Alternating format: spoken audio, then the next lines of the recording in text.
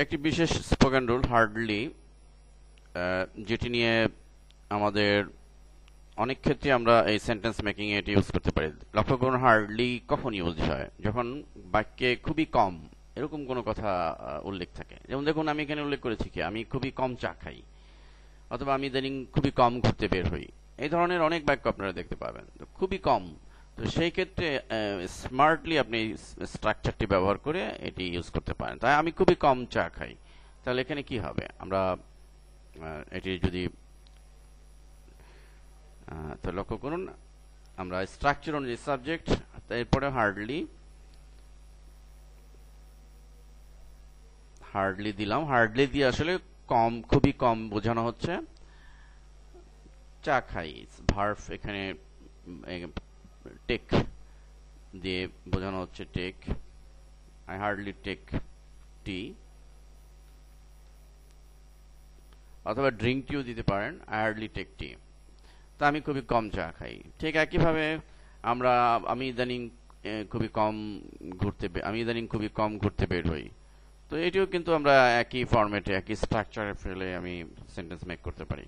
তো একইভাবে আই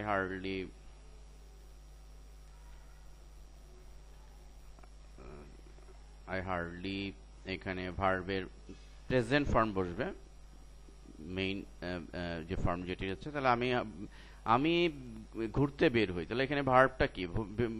ভার্বটা হচ্ছে ঘুরতে বের হওয়া। ঘুরতে বের হওয়ার ইংরেজি হ্যাং আউট। হ্যাং আউট হচ্ছে ঘুরতে বের হওয়া।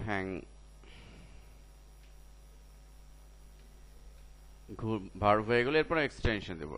আমি অলরেডি হয়ে গেছে, আমি খুবই কম ঘুরতে বের হই। এখানে হার্ডলি দিয়ে কম বোঝানো হচ্ছে। তা আমি খুবই কম ঘুরতে বের হই। বাকি রইল ইদানিং।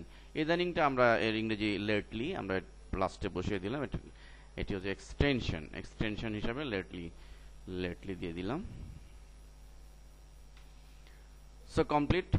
তো দেখুন, এখানে আমি স্ট্রাকচার অনুযায়ী সাজিয়ে ফেলেছি।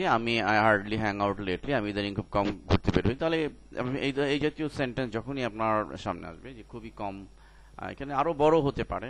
তো সেই কিন্তু আপনার হার্ডলি কথাটার মূল এক্সপ্রেশনটি এখানে যে খুবই কম যখন বোঝাবে বা বাক্যে থাকবে, তখন আপনি হার্ডলি দিয়ে খুবই কম বোঝাতে পারেন।